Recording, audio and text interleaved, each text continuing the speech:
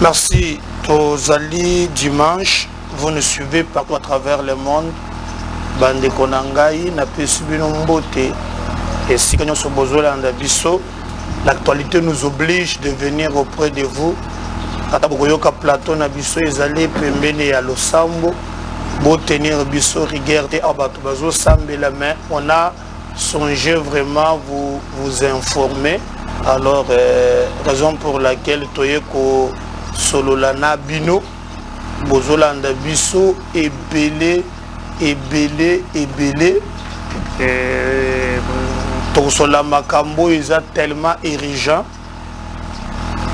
Tosola Joseph Kabila, Yoko Salene na Kishasa, Bokoye Bayango na émission ya Lelo parce que Basuba Benga ke porte-parole, Nayeba Musuba Benga Gaye conseillère na en communication, Batitre Leki Ebele. A meki koloba ko fixer bato makambo Kabila yeko sana Kishasa bogoyoka yango na émission auto sali exclusivité pour na bino na dimanche ya lelo. Enfin gouvernement Yokozala investi le lundi 357 députés ba kotana ke na chef de l'état na cité de Loya. Banza que cette fois-ci, lundi, Kozala respecté. Le président, le Béli Makambo Ebele, Tokoye Banini Basola qui n'est pas député, allons en large, Bokoye Bayango na émission de Yalelo. Marche à la Mouka, Lobby Ezalaki, Bomonaki ba image, na Mkabez, Totier Lebino, Bomonaki, comment les activités s'est déroulées, Tomeka quand même, moi, les Kambo Moko. Tokobanda d'abord na Boyambi Oyo président Ayambaki ba député 357 députés Mava Tobanda tikanga na senga yo ndeko nangai ozolanda ngai o banda par ko s'abonner d'abord en tout cas abonnez-vous pour ne pas rater les événements na chaîne Nabiso. Abonnez-vous d'abord massivement, abonnez-vous, partagez les liens. Je regarde tant que vous êtes là, s'abonner non, mais ceux qui peuvent vous abonner, partagez les liens. Même j'aime nazo mona ke bato mususu ata ba kerwana ba koliko emepe vidéo ezali kozala pe malam.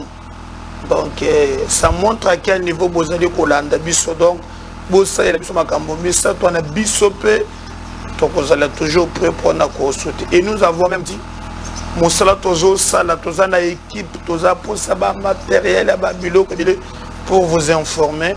En tout cas bayeba kanisaka ba linga kabiso toza besoin d'un soutien na bino mo ezali très important pour être tout qui ça lolenga ya kosalela bino na ba condition oyo esengeli bozala informer sans déformer mais informer sans formol parce que nous c'est la voix des sans voix. Président de la République Ayambaki ba député lobby 357 députés comme vous le savez. Semaine Otikoleka Premier ministre akendaki kotika programme ya gouvernement et pas ya citoyen boso bomonaki bilili ezawana mais banda tikaki programme naye balobaki akoba converser parce que mokolo a déposé qui programme à gouvernement après ce qui va détail à microté. Alors que seulement dans un banque de disposition. C'est ainsi que Bango, non, dans ce cas-là, Bango Bakotia, jeudi. Jeudi, les kaki, et comment qui vendredi. Vendredi, les kaki, balobaki samedi. Samedi, paye les kaki. Bon, pour na bao balanda quitté, je crois que beaucoup d'entre moi extrait Oyo, Premier ministre, accompagné na ba délégué naye Oyo bango balobaki tango bakotana na Pepe Mboso bolanda extrait wana oyo sele ki président ya koyamba popo ke bandaki na koyamba bana citoyen Mbosso.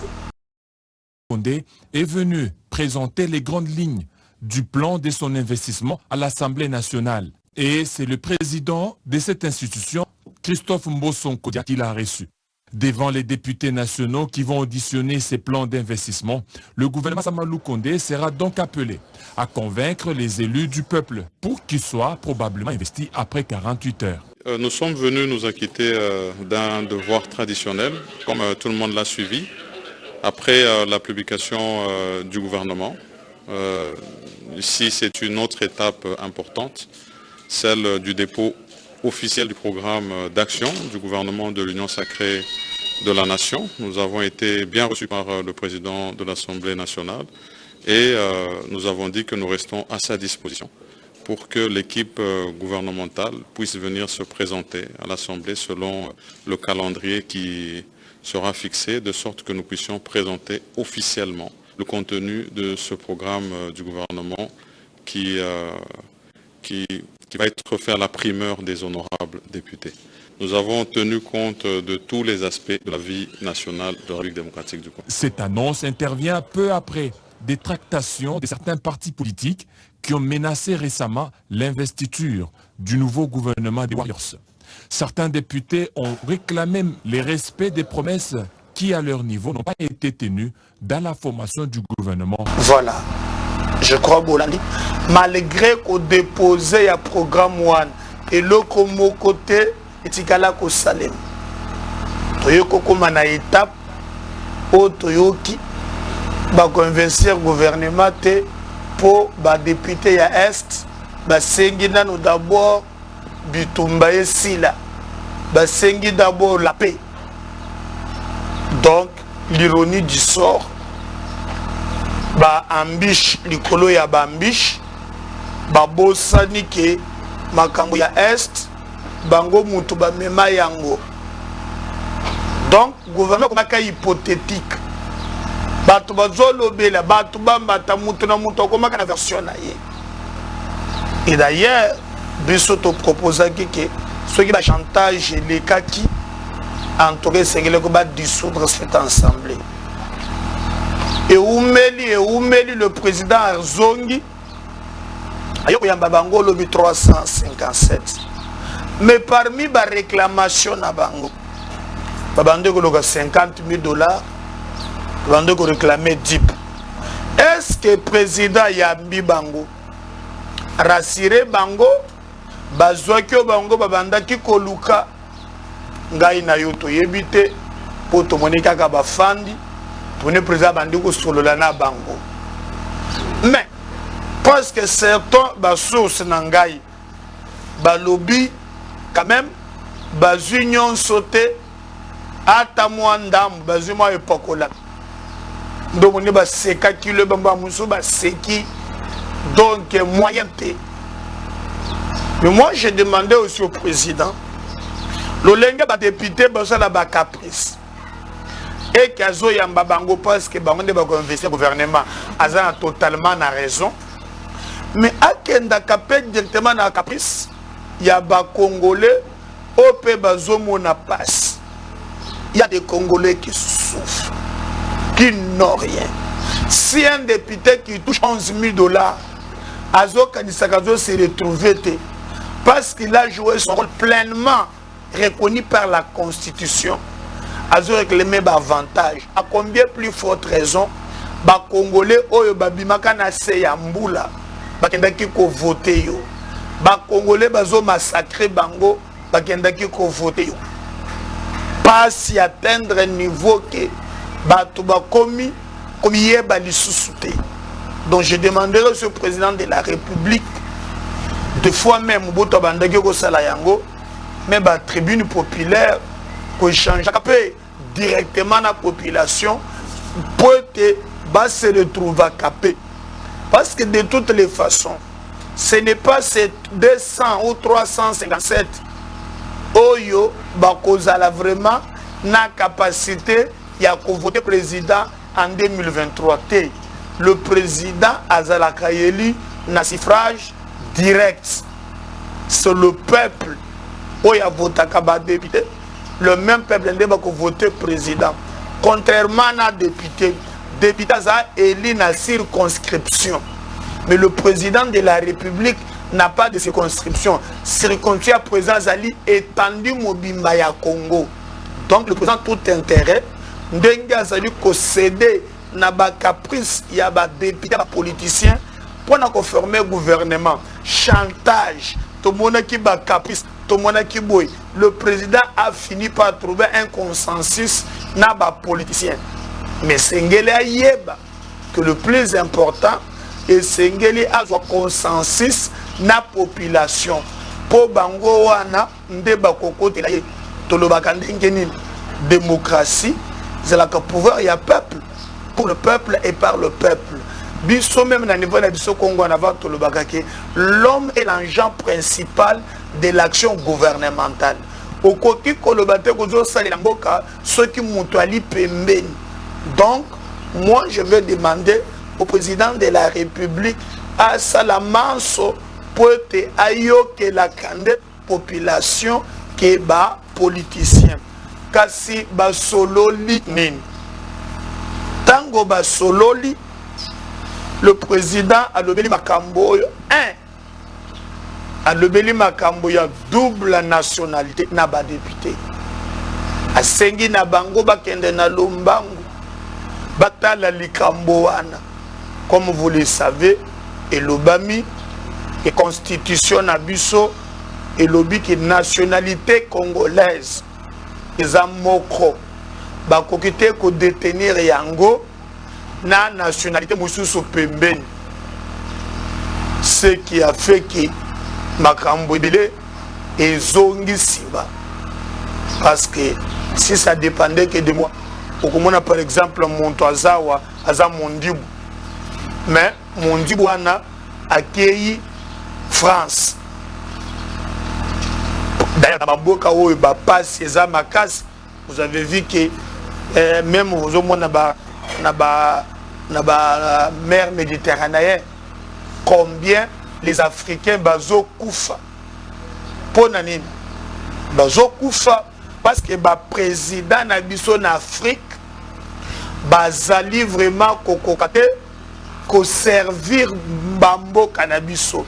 Alors bazo kanake poza la malam et sengeli abima akende na poto nazana moto nangala ndakanga na États-Unis Frank Bodo yewana azali papa lobi aza mutu ya Katanga maman ni mutu ya Équateur mais akomi na États-Unis pona koluka vie so kasongi awo akozonga wate et faut na raza na badeja c'est la beauté il faut que commander mokili zo tambola quoi s'ouvrir vraiment makambo.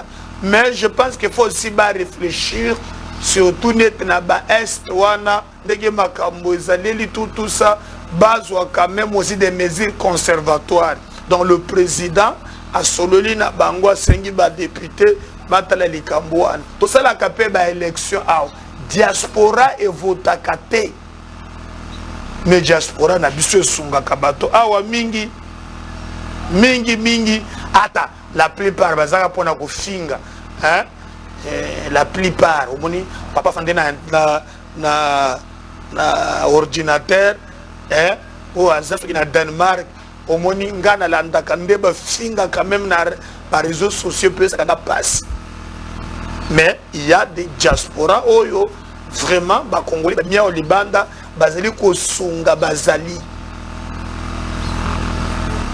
à mon de Komoko vraiment à Sukozonga Mutombo Djikembe. Il réside aux États-Unis. Au robot il a été à la Congolais. Mais c'est ce qu'il a fait dans Mbujimaï. Talamaka Motoko c'est la Mikolomi Bale Awa. Aotuko Tenga ici le traitement Azawa Aza diaspora. Donc Kobanda quand même ko Longo la Batouana ko Tchabango Mupandje Malamote asengi ba député ba étudier pe likambwana ya mibale asololi na bango na oyo zota la recensement o bomona ki bato bazala kiawa recensement ekozala le président a lobby il est grand temps que recensement et salama toye bananani azanan. Oui, parce que bandeko. Même quand on parle pour la planification de tout un peuple, cela passe par le recensement. Batuboni bazana misala, batuboni bakominage, le recensement est très important. Tokoki kozala lelote en plein 21e siècle, carte d'électeur, des cartes d'identité. Le recensement est très important et le président a dit député que non, pour lui et Sengeli, tokende na recensement. Mais le président a nuancé à lobby à ta recensement ezali, mais en 2023 il y aura bel ou bien élection. À ta recensement ezali, cela n'empêche pas que tokende na élection.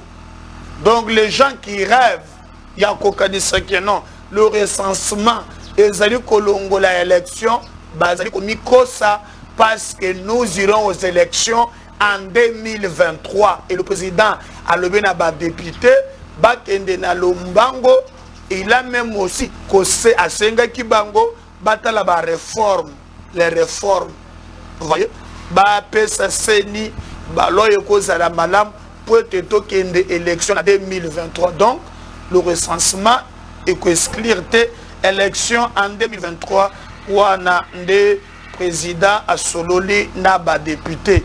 Mais aye peut na bango à ce qui concerne consensus et zala na likambo na élection. Donc il ne faut pas qu'exclure catégorie moko ya ba congolais mutu nyonso point de vue na ye et zala retenu parce que les élections ne viennent pas diviser un peuple, mais élection et yakapo et sangisa batu. Donc aux en opposition, aux en indépendants, aux en sociétés civiles, aux en pouvoir, les élections et ça que concerner Moutunions et le président lobby bakende na lombango atala makambo ya seni pote makambo ezala malam. Et d'ailleurs le président même prévu na député moko anonymat lobby, il va même na mikolo zoya ko kutana ba confession religieuse parce que ba confession religieuse pour na bango makambo ezoko le kan ensemble ezali vraiment te ko refléter ba desiderata au peuple azali kozela. Oui, confession religieuse basangana ki babweti makambo yo ezali koleka. Et d'ailleurs boyeba que le président ayambaki ba député mais bazala qui conduit na vieux mboso ko jampoanga de ce qui veut que vieux peu motion na ye komaki déjà na ba 120 quelques signatures. Alors vieux mboso monaki kitina yezo ningana, raison pour laquelle amemaki pe ba député basangani basololi makambo l'équipe très bien et baye ko chité na likambo oyo ezalaki ya gouvernement. Donc tango ba silisi en tout cas na likambo wana baye ko chité na likambo ya gouvernement. Le président de la République a rassuré ba député a sengi bango cohésion et a fixé na bango date bango à leur tour bandimi balobi bako investir gouvernement. Ils ont pris l'option pour na lundi, donc lobby lundi bako investir gouvernement.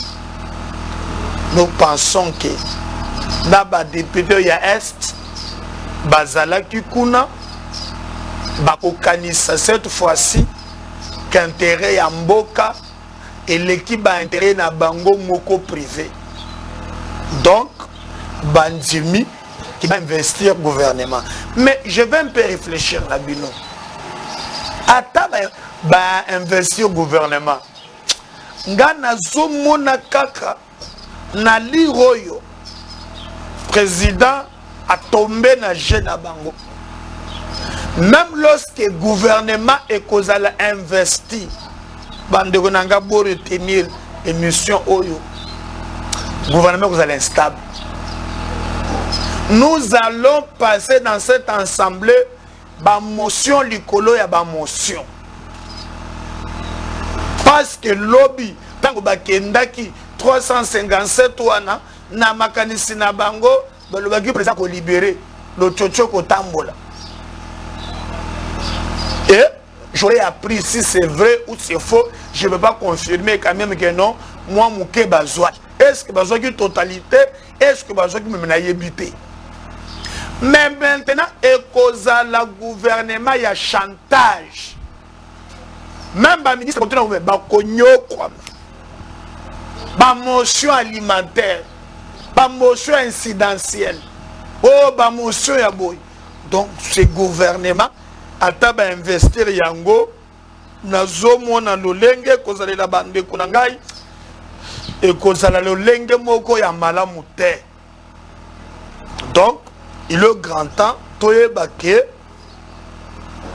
tension kozala bakasi parce que toko sutoka boye lobby toka o majorité basculé ndenge technicien bisoka bandoko bisanga o président ko sutoka boye c'est à récupérer majorité naïe. Donc ça peut s'arriver. Et le président Esengeli a gardé Tomoko très ferme, très direct. Oya kokaki kozonga lisusuté na ba chantage ya ba député. Nous risquons to comme na situation moko ke ba député bandi ko dongwada, ba te bandi ko lobada, ba bandi ba se regrouper ba groupe les députés révolutionnaires. Mais na ba promesse musu ba laki bango ba lobby ba mususu ba kokota na ba mandataire public.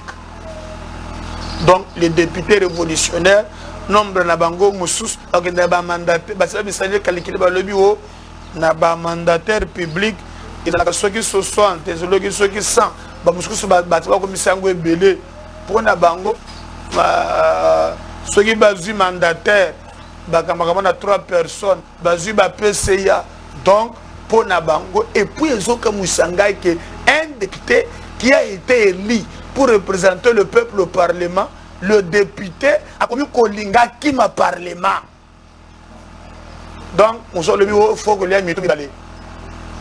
Balé mitou mi balé. Bon peuple a joué mitou bon. Pour la table moto d'ambozate, donc le PC biso passé, biso ton commis c'est là, bah monsieur reçu ma promesse, ils ont allé plus loin.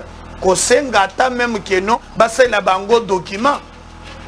Tout le monde va menacer Viemboso à lundi. Vu abonder la toki motoki 120 signatures. La majorité de zonga na fait cesser. Donc c'est payé à un certain niveau. Photocola, tozonga kabato bande konangai. On ne peut pas du jour au jour. Kokamatamboka mubimba et comme beya bakop. Et comme il y a Bakop, na moni député Mboko, Azawana, Ebisingai, Fatia Zela, Azela, Soti Kaka, Makambo Salé, Toko quoi ce premier ministre.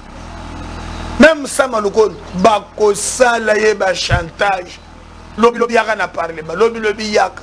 Donc, tous la pété et l'oko Yamalonga comme tel.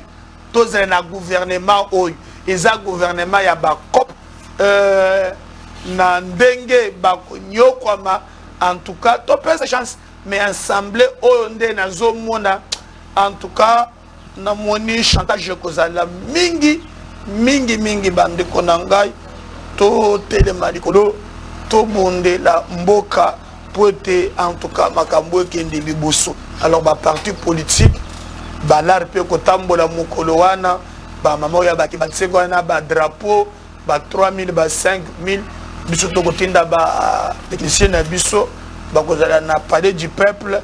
Je crois que bokolanda pe na live na MKBS bokolanda ndenge ni koleka mukolo wana nous c'est pourquoi tolobaki na bino soyez là pour nous accompagner.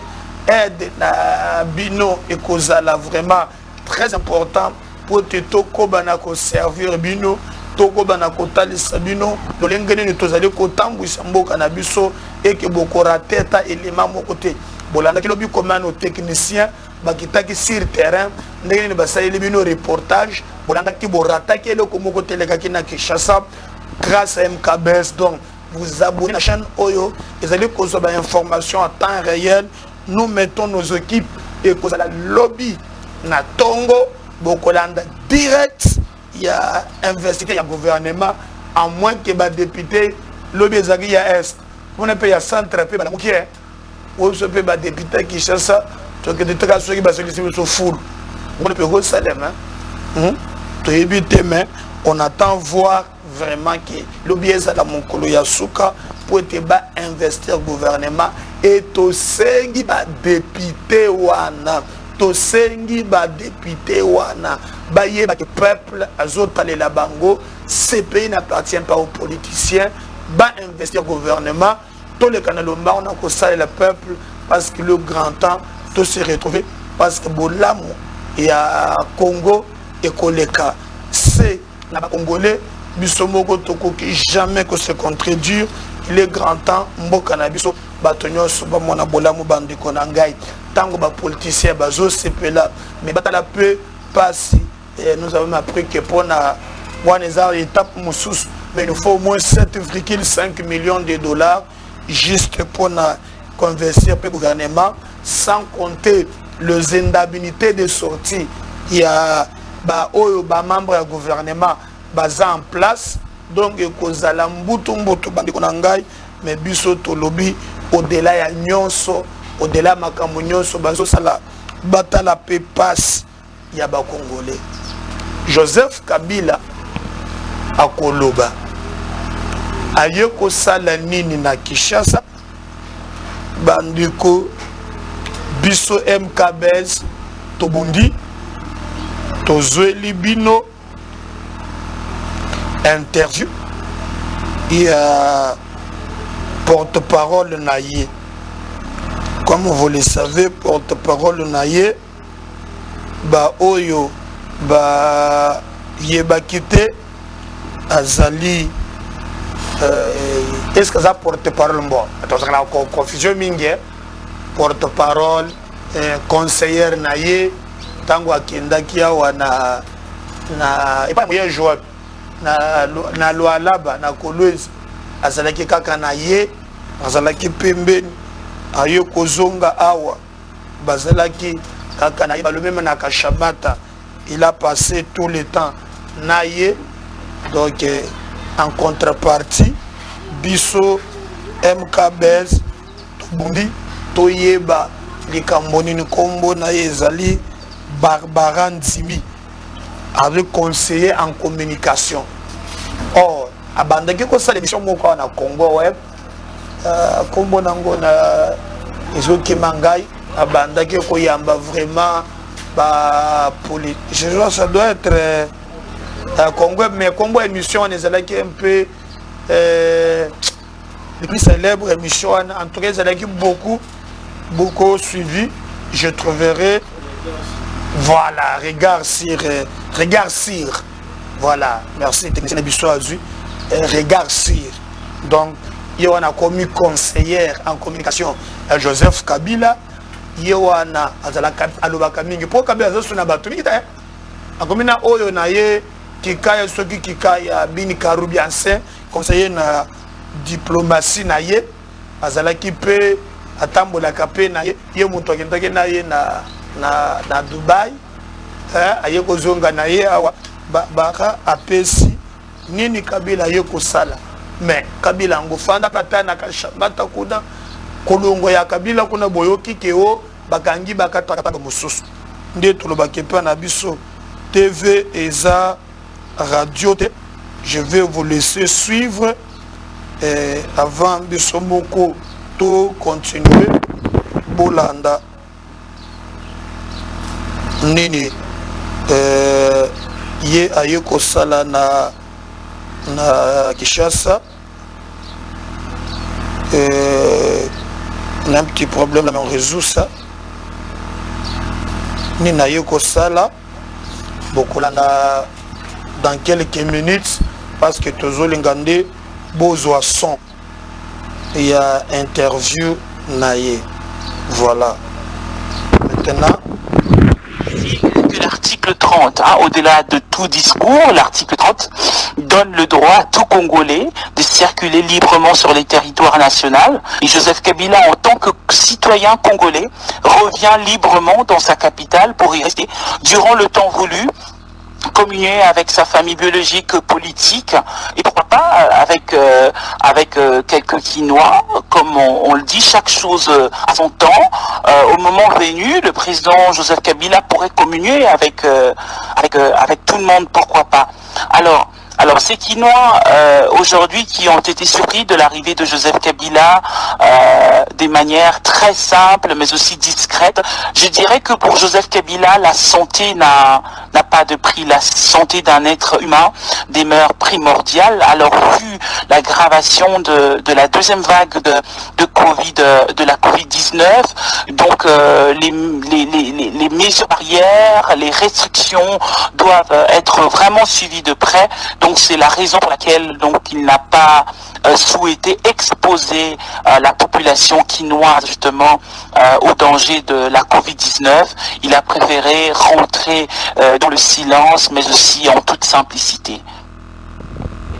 Ici, que l'article 30, au-delà de tout discours, l'article 30 donne le droit à tout Congolais de circuler librement sur les territoires nationaux. Et Joseph Kabila, en tant que citoyen congolais, revient librement dans sa capitale pour y rester durant le temps voulu, communier avec sa famille biologique, politique, et pourquoi pas avec quelques Quinois, comme on le dit, chaque chose à son temps. Au moment venu, le président Joseph Kabila pourrait communier avec tout le monde, pourquoi pas. Alors ces Quinois aujourd'hui qui ont été surpris de l'arrivée de Joseph Kabila des manières très simples mais aussi discrètes, je dirais que pour Joseph Kabila, la santé n'a pas de prix. La santé d'un être humain demeure primordiale. Alors vu l'aggravation de la deuxième vague de la Covid-19, donc les mesures barrières, les restrictions doivent être vraiment suivies de près. Donc c'est la raison pour laquelle il n'a pas souhaité exposer la population quinoise justement. Voilà, je crois, Bolandi, conseiller en communication, Naye, Olimbesanga, je suis voilà. Bolandi, conseillère en communication, Naye à lobby, Joseph Kabila va communier avec les Quinois. Yo Kabila Sala 18 ans. Asala bakina banakin mbote mingi asuka kawana no nanu tumuna te le stade match mongo je sais pas ce qu'il sumba la mosumi bali mais il va communier avec les Quinois selon oyazo s'occuper na communication. Donc oya na kashamata kuna abatami kuna, il revient ici, il va communier avec les Quinois. Donc pour vivre vraiment un meeting Sainte-Thérèse Chinarambo avec les Quinois, parce qu'il va communier na bango akenda kape na mbujumai akapo bilwana zomwana na te wani mungole mura campagne benaka sai moyo wenu kabiji asuka kawana donc je crois que ezali nanu namona te, mais on dit ici qu'il va communier avec les Quinois. Nous on attend voir comment il va communier. De toutes les façons que il a créé un désordre. Il a créé un désordre, il a créé là. Tout le monde comment il va communier avec les Quinois. Mais ce qu'on apprend, c'est que la réunion, ils ont ébélé. Biso MK Benz, Kozalawana, pour nous contacter Sabino, Makambo, le collègue, n'a pas réel. Mais il y a déjà batunyo so bakasik na ye bato ya minene po batikali awa bakei na union sacrée ayambi bango basololi stratégie mise en place koto Shadari na babilenge ya PPRD bako bomana bako senga ye alongola Shadari ba jeune wana bakomi ba chaleur bakomina. Donc somo na yo pe chaleur tika hypocrisie na yo ko chef de l'état yo bato sasa bakabuse nambo esengelo samba tika distraction de salawan. Donc famille commis politique éparpillée, tout ça donc azolela na kinga kati ba côté ba mouton ezate ba éléphant ba lié bango ba girafe mususu ezate souci bazolela. Mais ce qui me font attendre bino bozolela ba antilope. Mais nous on a pleuré les gens.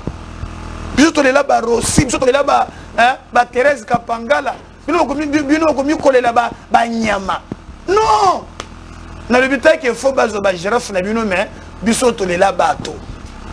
Donc nous on attend donc Kabila a commencé la sortie politique moko calamité na kolanda oyo tolandi conseiller ceux qui bolandi peu très bien azoko ba toujours ko bien gagner président je sais pas président ni dans le boto André to bana ngala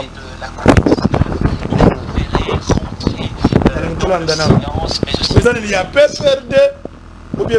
Ici que l'article 30, au-delà de tout discours, l'article 30 donne le droit à tout Congolais de circuler librement sur les territoires nationaux et Joseph Kabila en tant que citoyen congolais revient librement dans sa capitale pour y rester durant le temps voulu, communier avec sa famille biologique, politique et pourquoi pas avec quelques Quinois, comme on le dit, chaque chose à son temps. Au moment venu, le président Joseph Kabila pourrait communier avec tout le monde, pourquoi pas. Alors ces Quinois aujourd'hui qui ont été surpris de l'arrivée de Joseph Kabila des manières très simples mais aussi discrètes, je dirais que pour Joseph Kabila la santé n'a pas de prix. La santé d'un être humain demeure primordiale. Alors vu l'aggravation de la deuxième vague de Covid, de la Covid-19, donc les mesures barrières, les restrictions doivent être vraiment suivies de près. Donc c'est la raison pour laquelle donc il n'a pas souhaité exposer la population quinoise justement au danger de la Covid-19. Il a préféré rentrer dans le silence, mais aussi en toute simplicité. Le président Barbara Kabila est président honoraire. Faut que Vita Kabiso Babilo Kowan, ce gars est président, il y a le président avec l'air, peut-être que ça vite. Pour le soutenir vite. Bana veille mutako remplacer Destiny passé à Zuyangumbo. Alinga comme président ya vita, bien président ya PPD. Voilà dans ces contextes là bande konanga mboka na biso zali kotambola bozala brancher ce côté MKBS lobby bokolanda investiture ya gouvernement na koleka directement na MKBS na live. On attend abonnez-vous massivement, partagez nos liens et surtout tous allez causer là à quel niveau vous pouvez contribuer parce qu'on a besoin de votre soutien. Dieu garde le Congo. À la prochaine. N'oubliez pas aussi que ma falali très bien na Faden moi Gazumuke Zalaki j'aurais appris qu'il y aura quelques blessés. Moi je condamne la répression policière. Na kolinga bateka liberté d'expression ezala motune za droit kotambola na mboka na ye mais au moins il n'y a pas eu mort d'homme na linga kina kata me bolanda taka moi séquence moké même quelques qui moké bomona comme ba se bousculaki mais en tout cas il n'y a pas eu mort d'homme mutumoko alobe. Bon, ça reste aussi à vérifier. Oh, bah, policier, bah, kangengai, bah, toi, il a pas betingai, pas aussi le CD na intox. Kovo ingila pe, mutu ya bemba, okenda ki ko sala nini kovo ingila. Ah, technicien me soit rappelé ngai. Kovo ingila zali MLC, jure mutu akamba soki pakana funa. Ba lingelie bul, ba imilie ye. Et puis si passe qu'on voit ingila donc bitumbeko tiantra bema na katumbi conscient donc bolande peu moi extrait la vidéo ana bonde basala ko voit ingila zali interfédéral ya MLC ya funa mais yo pe ko voit ingila ko na nini quand wa policier bo sala tala ndenge basali passe na ba bolande ka moi extrait wana on conclut alors